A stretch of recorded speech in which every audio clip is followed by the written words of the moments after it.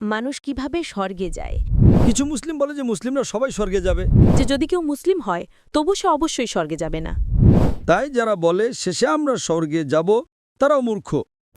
আমার নাম আয়ুনা এবং আমি একজন গৃহিণী হোস্ট এবং আমি আসলে আমার একজন আমেরিকান নন মুসলিম বন্ধুর পক্ষ থেকে একটি প্রশ্ন উপস্থাপন করছি, যিনি আজ রাতের এই অনুষ্ঠানে উপস্থিত থাকতে পারেননি। এবং প্রশ্নটি হলো, তিনি বলেছেন যে মানুষ কিভাবে স্বর্গে যায়। যেমন তিনি শুনেছেন যে কিছু মুসলিম বলে যে তারা সবাই শেষে স্বর্গে যাবে, এমনকি যদি তাদের কিছুটা সময় নরকে কাটাতে হয়। আর অন্যরা বলে যে কেউ জানে না তারা কখনো স্বর্গে যাবে কিনা। তাই কুরআন এ বিষয়ে কি বলে? তাই হ্যাঁ, এটাই প্রশ্ন। ধন্যবাদ। বোন, প্রশ্নটি আমাদের একজন আমেরিকান নন মুসলিম বন্ধুর।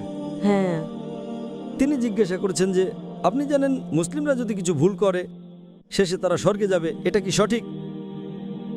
হ্যাঁ, কারণ কিছু মুসলিম বলে তারা সবাই স্বর্গে যাবে, কিন্তু অন্যরা বলে যে যদি কেউ মুসলিম হয় তবু সে অবশ্যই স্বর্গে যাবে না, কিন্তু তাদের প্রথমে নরকে যেতে হবে এবং তারপর স্বর্গে যাবে, ঠিক না?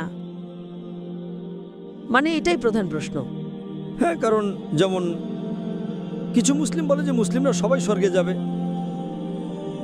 হ্যাঁ, কিন্তু কেউ কেউ বলে যে এমনকি যদি তারা একজন মুসলিম হয় তারা স্বর্গে যাবে, কিন্তু প্রথমে নরকে যেতে হবে, তারপর পরে স্বর্গে যাবে। এরকম প্রশ্ন হলো, যদি কোনো মুসলিম পাপ করে হ্যাঁ, হ্যাঁ, তারা কিছু সময় নরকে থাকবে এবং শেষে স্বর্গে যাবে, এটা কি সঠিক? হ্যাঁ। আল্লাহ কোরআনে সূরা নিসার 48 নম্বর এবং 116 নম্বর আয়াতে বলেছেন, যদি আল্লাহ ইচ্ছা করেন তিনি যে কোনো পাপ মাফ করতে পারেন, কিন্তু শিরকের পাপ তিনি কখনো মাফ করবেন না। যদি আপনি আল্লাহর সাথে শরীক স্থাপন করেন তবে আল্লাহ আপনাকে কখনো ক্ষমা করবেন না, যতই ভালো হন, কারণ এটা ইসলামের সবচেয়ে বড় পাপ।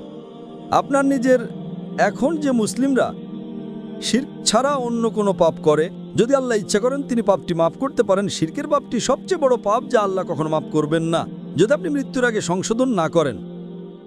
আপনি মৃত্যুর আগে বলেন যে তা অনুসরণ করেছেন, কিন্তু যদি আপনি মুশরিক হিসেবে মারা যান তবে আপনাকে 100% নরকের শাস্তি পেতে হবে। কিন্তু যে মুসলিমরা যারা নন মুসলিমদের বলে যে শেষে আমি স্বর্গে যাব, তারাও বড় মূর্খ। নরকে থাকা কোনো মজা নয়। হ্যাঁ, হ্যাঁ, হ্যাঁ। আপনি 1 মিনিটও সহ্য করতে পারবেন না বছরের পর বছর। তাই যারা বলে শেষে আমরা স্বর্গে যাব তারাও মূর্খ, কিন্তু নন মুসলিমদের তুলনায় কম মূর্খ। নন মুসলিমরা চিরকাল নরকে থাকবে। যে মুসলিমরা কোরআন অনুসরণ করে না এবং শুধু শিরক করে না কিন্তু অনেক পাপ করে, যেমন মদ্যপান, হত্যা, প্রতারণা, তারা নরকের আগুনে শাস্তি পাবে, কিন্তু শেষে তারা স্বর্গে যাবে। কিন্তু তারা কয়লার মতো হয়ে যাবে, জানেন কয়লা। তাই নরক কোনো মজা নয়। তাই যারা বলে শেষে আমরা স্বর্গে যাব, তারা জানে না যে নরকে 1 সেকেন্ডও থাকা সহজ নয়। তাই আমরা প্রার্থনা করি আল্লাহ সুবহানাহু ওয়া তাআলার কাছে যেন তিনি আমাদের পাপ মাফ করেন। আমরা চেষ্টা করি এবং ভালো কাজে বেশি করি যাতে আমাদের ছোট পাপ আল্লাহ মাফ করেন। তাই আল্লাহ কোরআনে বলেছেন, বড় পাপ থেকে দূরে থাকো এবং আল্লাহ আপনার ছোট পাপ মাফ করবেন। এবং আপনারা ইমাম আওয়াদ-দাবিরের একটি বই লেখা হয়েছে 70টি বড় পাপ। তাই মুসলিমদের সতর্ক থাকতে হবে যাতে তারা শিরকে জড়িত না হয়। তারা সবসময় সালাত পড়বে, যাকাত দেবে, রমজানে ফাস্ট করবে, হজ করবে, বাবা মায়ের প্রতি ভালোবাসা ও শ্রদ্ধা দেখাবে। দেখবেন যে আপনি মাতলিটি করবেন না, জিনা করবেন না। সব আদেশ আমি ক্রমে বলছি, আপনি বুঝেছেন তো? তাই আমাদের মুসলিমদের দেখতে হবে যাতে আমরা কোরআন এবং হাদিসের নির্দেশনা অনুসরণ করি আর ইনশাআল্লাহ বড় পাপ থেকে দূরে থাকি। ইনশাআল্লাহ আল্লাহ আপনি ছোট পাপ মাফ করবেন। আশা করি প্রশ্নের উত্তর দেওয়া হয়েছে। ঠিক আছে, অনেক ধন্যবাদ।